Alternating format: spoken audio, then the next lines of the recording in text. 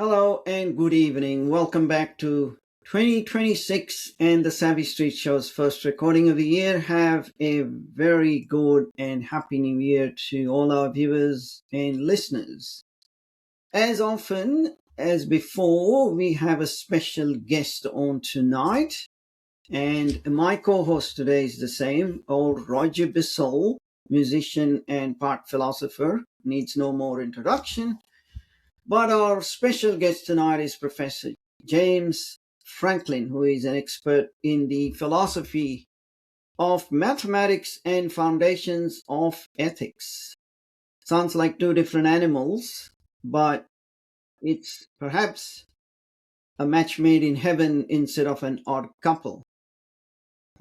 James got his PhD in algebra from the University of Warwick in 1982, and he has taught for nearly 40 years at the University of New South Wales in Sydney, Australia. And he's the author of at least 9 books, including 3 that we may talk about today: the Aristotelian realist philosophy of mathematics, then a book on ethics called The Worth of Persons, and his latest, released very recently, is The Necessities Underlying Reality. Welcome to the Savvy Street Show, Dr. Franklin. Thank you. Thanks for the invitation. Glad to be here. And over to Roger. Thank you, Vinay, and welcome, Dr. Franklin. In the epilogue of your book on philosophy of mathematics, you refer to mathematics as, quote, the last bastion of reason. Even hard sciences like physics and chemistry have been corrupted, and so it's up to the philosophers to defend the ability of mathematics to give us objective knowledge about the real world. And only an Aristotelian philosophy of mathematics can help us meet that challenge. So I happen to agree with this, but I would like to hear your thoughts, your explanation of why this is true. More generally, how does Aristotle's philosophy, or perhaps an adaptation of his philosophy, succeed in defending reason and objectivity, while other approaches have simply fallen short? Well, nearly everyone except a few postmodernists thinks that 2 + 2 is 4 is objectively and absolutely true. But unfortunately, there are many philosophies of mathematics, explicit and implicit, that say even if that's true, it's explained away because mathematics is not somehow a real science about the real world. So many people's experience of mathematics at school has been perhaps unfortunate, as if it's a method of moving around symbols or just a language of science or something like that. So physicists and engineers, for example, think it's just methods, and that's not actually about anything. Well, that is not that says that undermines mathematics as a bastion of reason, because it says it's kind of trivial. On the other extreme, there are Platonists who think that, well, mathematics is absolutely true, but not of this world, but of some other abstract world, non-physical world of numbers, sets, groups, and so on. And that again underplays what mathematics is really like as a science of the real world. But in between those two, an Aristotelian realist philosophy of mathematics says that it's about aspects of the real world, for example, ratio and symmetry. There are absolutely and certainly true facts about those that you can understand by reason, and therefore we have necessary truths known with certainty about the real world, and that's what is a bastion of reason. So physics and chemistry do tell you about objective facts about the real world, sure, but they are facts that could have been otherwise, maybe if the laws of nature were different. But the laws of mathematics can't be different. They're true in all possible worlds. So again, you're getting in touch with a level of reality that is more basic than anything else. Just on that issue, this kind of corruption in the objectivity of mathematics by postmodernists, you claimed, is it a matter of them attacking, on the basis that it's an outgrowth of white supremacy that tramples There on are the some. truth. Yeah, Right. there is that part of the humanities world, especially. That kind of view is not found in mathematics faculties, but it is found in education faculties, which have become quite corrupted by that kind of uh, political ideology that replaces uh, the truths. And what's the best way of dealing with these sort of education faculties who are trying to turn people away from reason? Uh, my expertise is not in politics, I have to say. I can only argue against them. I notice that in Texas and certain other places there is uh, some actual action about those, and decrees have been issued by the legislators on behalf of the taxpayers to remove gender and race ideology from philosophy courses. Whether that'll work, I don't know, but it's one way of doing it, playing politics very hard. It's not going to happen in my country, Australia, but of course we don't have the same kind of president as you, which we needn't go into whether that's a good or bad thing, but it's certainly making a difference to how these things play out politically. In your mathematics book, I like the distinction that you drew between elementary and advanced mathematics. And every one of the topics in elementary math are ones that I was quite good at and enjoyed a lot, starting with arithmetic, algebra, geometry, trig, calculus, applied math, even measurement theory. And then on the other side is, or the upper level, I guess, is advanced math. And you said that was more structural, and there were topics like topology or abstract algebra. And I wanted to ask you a question that kind of relates to my own personal experience, I guess my own frustrations. And I'm just curious about to understand what was happening to me. In high school, I was a whiz. I got everything fine. And even my first year in calculus in college, that was fine. But in my second year, I hit a brick wall. I took abstract algebra and I crashed and burned. I had to drop my math major. I switched over to music, and I never lost my love for math. I love structures and patterns just as much as I love thinking about numbers and quantities. But how could advanced math be so different that it just didn't get, I couldn't get it in my brain? It didn't compute. I mean, maybe I was just too busy playing in bands and singing in choruses, but is there a different way that a person's brain works in advanced math than in all those other subjects? I'm sorry to hear you had that experience, but Yeah, it is, I have to say, a common one that people are great with mathematics of quantity, including calculus, but then they get to abstract algebra and topology, and they don't get it. So why don't we start again and try and give you a very simple example of abstract algebra that I think you and all your listeners can understand. Suppose I take a page and turn it over. So I see the other side of the page. If I turn it over again, I get back to where I started. So in a sense, the operation of turning it over cancels itself out. Do it twice and it's the identity, as we say in algebra. It cancels out. It's a toggle, as you say in computer science, like right. caps lock. Press it again, and you're back where you started. Now, suppose I ask you, if I turn it over 128 times, which side am I on? Well, I think you can easily answer that it's back to the same side, the original side, because it's an even number. And that if we're an odd number, you'd be seeing the other side. Well, in that case, you know everything there is to know about the abstract group of order 2, which has two things in it. Toggle, do something, and the repeat of it, the square of it, is back, it cancels out. And any power of that, any even power of that is the same as the identity, any odd power is the same as itself. That's it. So there's no quantity measurement or anything. It's just some kind of abstract structure of operations. But it's not hard. you need to get that, then you need to get the more complicated groups. That, for example, the group of all the rotations of a cube. Ooh. So it's abstract, but you can imagine it if you're good at mental visualization and you rotate it 90 degrees this way, then 90 degrees that way. What is the combination?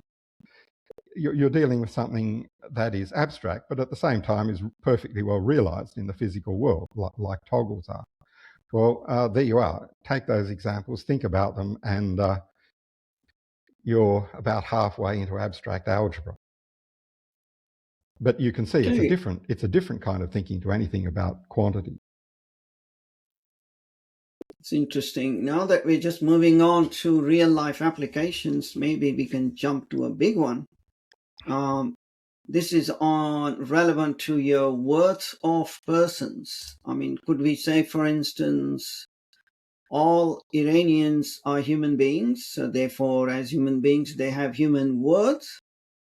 And very recently, Ayatollah Khamenei, the 86-year-old chief, admitted that their army had to kill thousands in the streets, which is an outrageous violation. These were peaceful protesters, and the army, or even worse, some other nations' mercenaries, were ordered to kill them. And does that then go on? Can you go on to say any human being on this earth has the moral right to kill that Ayatollah? Because he, at least to partially restore respect for human worth and dignity? Or are there some easier illustrations of the ethics of the worth of persons in, say, parenting, schools, universities, business, and government? Yeah, so the main idea of my book, The Worth of Persons, The Foundations of Ethics, is that the worth of persons or dignity of persons is the main foundational concept in ethics, at least interpersonal ethics. Now, it's quite a way from that foundation to the frontier of what you actually should do. So it's clear that because people are of worth, killing them is bad.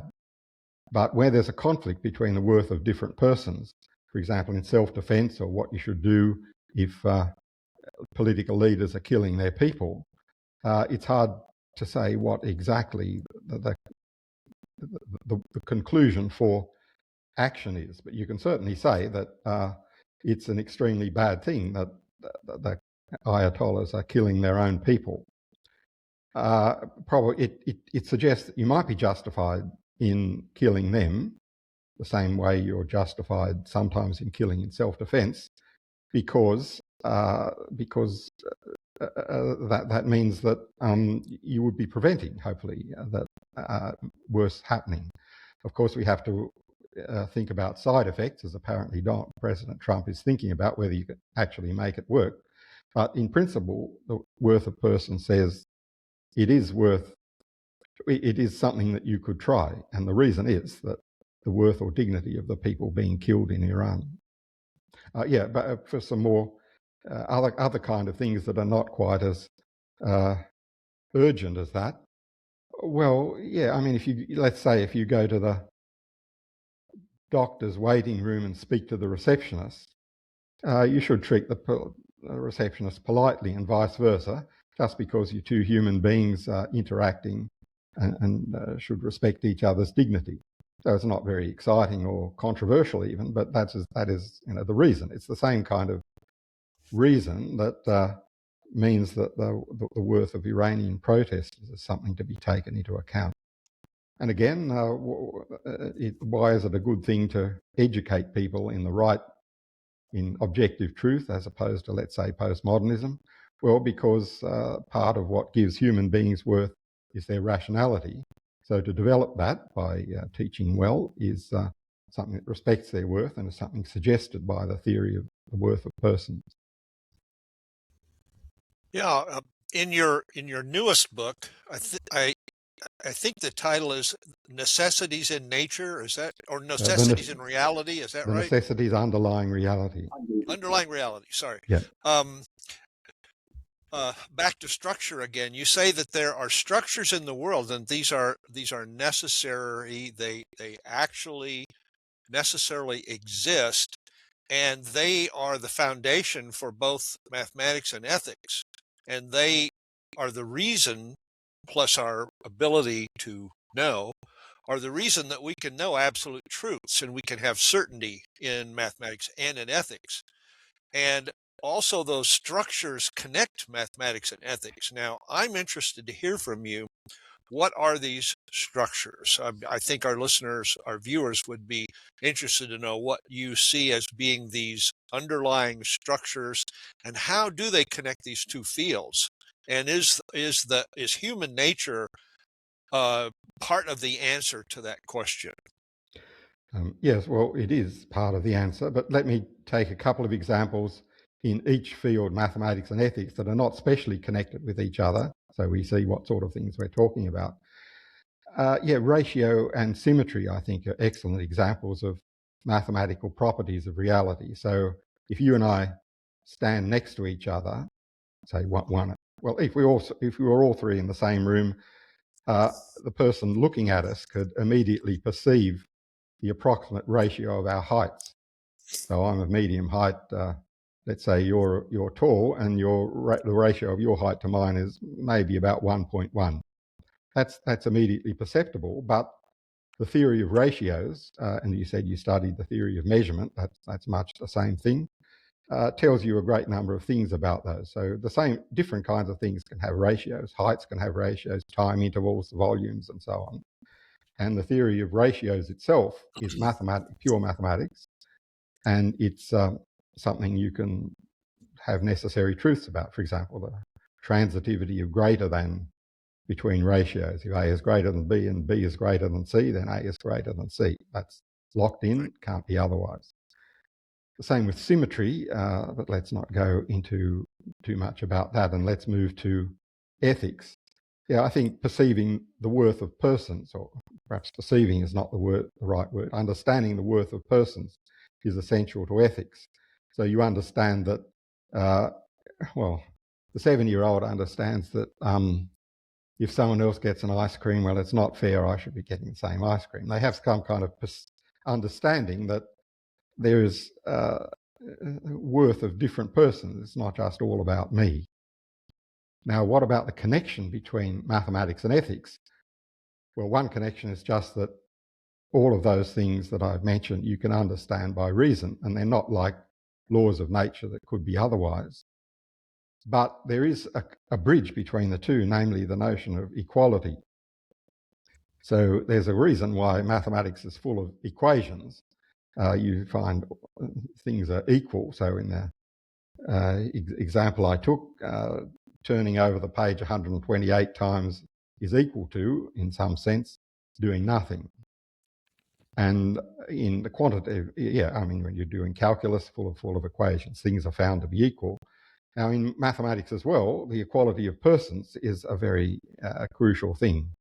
That you think that the Iranian protesters being killed are worth just as much as either the Ayatollahs or yourselves, and you think of yourself put in their position, what would it be like for me?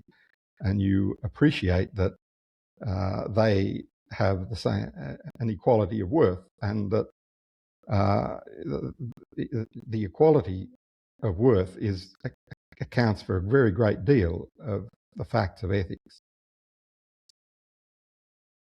You were speaking about a bridge, and we also, Roger and I, spoke about a bridge from the field of ease to the field of shoulds and wants and woulds or oughts.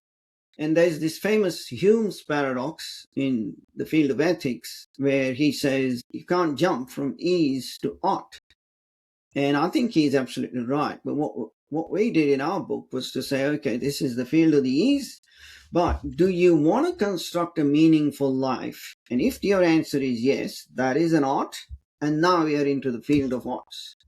So your human worth, that they are intrinsically worth something, I believe, does that sit in the field of the ease, the state of nature? And then how would you then build a bridge to the field of oughts? Yes, so is the worth of persons in an is or an ought? Well, it's kind of in between, because it's It's not an ought in the sense of telling you you ought to do something. It's not about action at all. It's said to be about a property of human beings. On the other hand, it's not a natural scientific property. It's not something you can measure or observe through a microscope. So my idea is that the is to ought bridge is done in two steps. There's a stepping stone in the middle that is an is, but a ethical is. Now, so how does it work? In my view, the way to get from scientific or ises to a moral ought, to a moral worth, is the philosopher's notion of supervenience, that humans have certain properties that you can, in a sense, observe or understand, like rationality, emotional structure, individuality, free will, that are different to stones, and it's the possession of those that causes necessarily them to have worth, so that if anything had those properties, whether human or not, it would make them superior in some sense to stones and galaxies, lifeless galaxies. Now then, so if you accept that much, then you have to get from the moral worth of persons to oughts. Well, there is a close connection, but it's not the same. It's not the same size of gap as trying to get from natural properties to oughts. So if something is worth you can understand why deleting it is bad or wrong, because something important has gone out of existence. So why is killing wrong? It's not in the first instance a command of God or the greatest happiness of the greatest number or something. It's because you've destroyed something that inherently has worth. So I think we can understand that there is a gap, but a gap that we can perhaps feel comfortable with and understand how that there's a bridge there. So yeah, I think it's a two-step process, natural properties like rationality to moral worth as a property of humans, and then a step from there to how you ought to treat those things of worth. Yeah, I believe next step, as you say, in the bridge might be a bridge of justice. If you want a just world, then you've got to start at the foundation, which is the moral worth of all human beings. That's right. So you've got to ask, that's right, that a lot of what you will actually be doing in bridging from the worth of persons to oughts involves justice. But then the point is, who is owed justice? It has to be something that is itself of worth. I mean, stones aren't owed justice because they're not the right kinds of things. Yeah, a large part for me of philosophy is trying to connect ideas and trying to get across these gaps. To connect them, to make a larger structure of ideas that hold together and that help us understand the world and figure out what to do. One of the gaps that we run into is, how do you get certainty if you're starting with probability? Like, you kind of think you have some evidence, but how do you get certainty out of that? There's kind of a big gap or chasm to jump there, and probability is really important. If somebody says, well, you said that it's probable that this is going to happen, are you certain that it's probable, or is it just probably probable? And you can see you'll be chasing your tail, and eventually even your probable knowledge will evaporate unless you have something that's solid to put the probability on top of. So how does that all work in your opinion? Yeah, good question. The answer is, as you put it, it's certainly probable, which might seem a contradiction in terms, but really it isn't. It's important that the relation between evidence and hypothesis itself is a necessary one.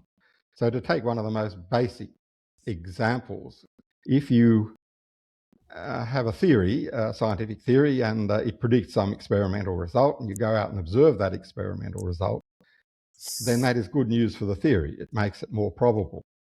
Now that that itself, the principle that a theory is confirmed by its consequences, is a necessary principle. It's a matter of logic, the same way as modus ponens or something like that is. It's just a matter of the necessary connections between propositions. But the necessary connection that is only probabilistic. And it's the same if you're in a jury in court. Your job is to evaluate if the evidence shows beyond reasonable doubt that the defendant is guilty. Whether it does or not is a matter of necessary connections between evidence and a conclusion being that he's guilty. And you have to evaluate that, and it's not a matter, it doesn't depend on any scientific facts. It's just, it's logic. Yeah, it's logic. And you've got to get that straight, that the fact that the probabilistic relation between evidence and conclusion is itself a necessary matter of logic. Once you've got that straight, you can be happy, perhaps, that in some cases you only get to probability. Yeah, okay, you're not going to prove that the person is guilty. You have to be accept that it's just proof beyond reasonable doubt. But that itself is a solid result. Okay. Last question of the day, perhaps. And you mentioned in an email that you found our approach, the approach we took in modernizing Aristotle's ethics, to be interesting. So could you possibly elaborate on what your specific agreements and disagreements are with the approach we took? Yes, well, there's a lot to like about that book. There certainly is. It is a genuine updating in the spirit of Aristotle's ethics, and brings in some developments by Ayn Rand, which I think are definitely in the spirit of Aristotle. And what is good about it from my position is that it does connect ethics back to metaphysics. So you had a chapter on the nature of humans, which is the right place to start exactly on ethics. You've got to get straight what the nature of humans are before you can decide what they ought to do as a life course. And you rightly foregrounded, I think, the self-actualization or self-realization of the potentialities of humans. And I agree with all that, and I agree that it's in the spirit of Aristotle. What I was not totally happy with is that, Jesus and the Bible are not in the index, and I think they have something to add to Aristotle and ancient Greek ethics generally. There's a reason why the ancient Greek virtues like justice, courage, temperance, prudence don't include the Christian virtues, especially charity or love. I realise that in your book you did say something about benevolence and said something positive about that. But what it seems to me Aristotle and Ayn Rand don't have is a correct symmetry argument about the equal worth of persons and what it implies. So if self-realisation or self-actualisation is good for me, it's equally and for the same reason good for everyone else, and that might imply that I need to self-sacrifice or something like that. So as Jesus says, love your neighbour as yourself. Well, it's a big call, and it might be bad news for your own self-actualisation, but I think it's required by understanding properly the equality of persons.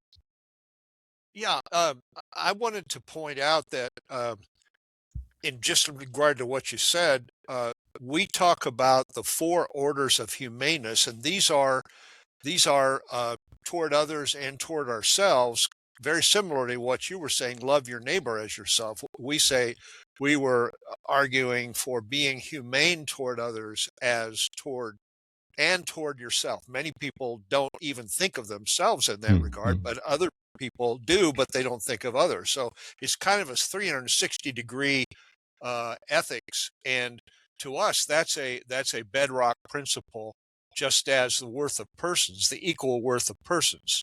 You're one of those persons, so you should think of yourself as the equal of others, just as you would think of others as the equal of yourself in terms of human work. Yes, I think, in fact, it's good that you have moved your ethics in that direction from Aristotle's concentration on the megalopsychos, who seems to be always well and always in charge of the city-state. And I would hope that an ethic that suits everyone is an ethic that suits vulnerable and sick people. And it's not all that easy to move the position of Aristotle and Ayn Rand in that direction, but I agree that you've done something about that, and yeah, that's great. You're moving there. Okay. Great. Thank you. Okay. Would you say that Christianity does move much further on that notion about looking after the vulnerable and the sick? Yeah, I think that's the historical record that Catholic and other Christian bodies have done a lot with hospitals over the last 2,000 years, for example, hospitals and leprosariums and that kind of thing. So they've certainly been motivated to do that in a way that I think not many other ideologies have been found to do. So it's said that Indian ones are a little bit inclined to think you shouldn't catch other people's karma by being too charitable to them. I don't know if that's exactly right. But yeah, I think many Christian heroes have gone out there and looked after the worst off just because they were people and in the image of God, as the New Old Testament says, and then deserving of charity and doing the best for them. Okay. Yes, Roger?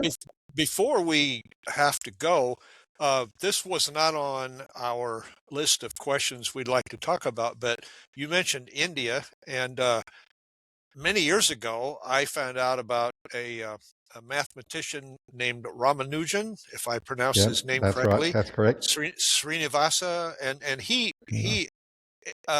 had an untimely death. I mean, he wasn't that old, but he was some kind of incredible genius. He would number theory. Yeah. In number theory, correct. And he'd have notebooks full of formulas that just sort of came to him, and he wrote them out. And there was no indication of how he got them.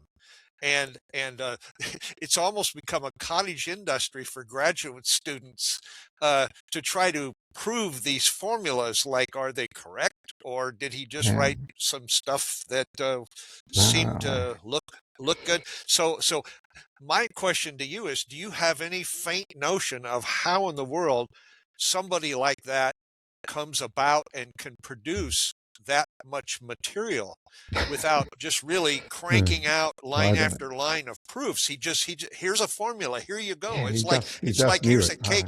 Here's a cake. I'm not going to tell you how I made it. Here's the cake. Yeah, I don't know. It's hard to talk sensibly about inspiration. He said himself that the goddess dictated them to him. And they're nearly all true. Yeah, but he made a few mistakes, but they're nearly all true. I don't know, but whenever you get some kind of inspiration, even if you're when you will have been in the mathematics exam, and the question is not exactly anything you came before, but you had to get from A to B, and suddenly there it was. Yep. How is this possible? We don't know how that's possible. So our AI appears to do it, but it does it by, so to speak, harvesting what everyone else has done with their inspiration. So it doesn't do genuine understanding itself. We don't know how to make it do it, and we don't know how we do it either. Okay. I wish we could replicate genius, and then we could do that for ourselves and many other people. But yes, it's been a great pleasure talking to you, Dr. Franklin, and thank you also to Roger for his penetrative questions. And many thanks. Yeah, it's a pleasure. Yeah, very pleasurable. Thank you. Keep tuning in to the listeners. Keep tuning in to keep yourselves and make yourselves more savvy. And good night and good luck.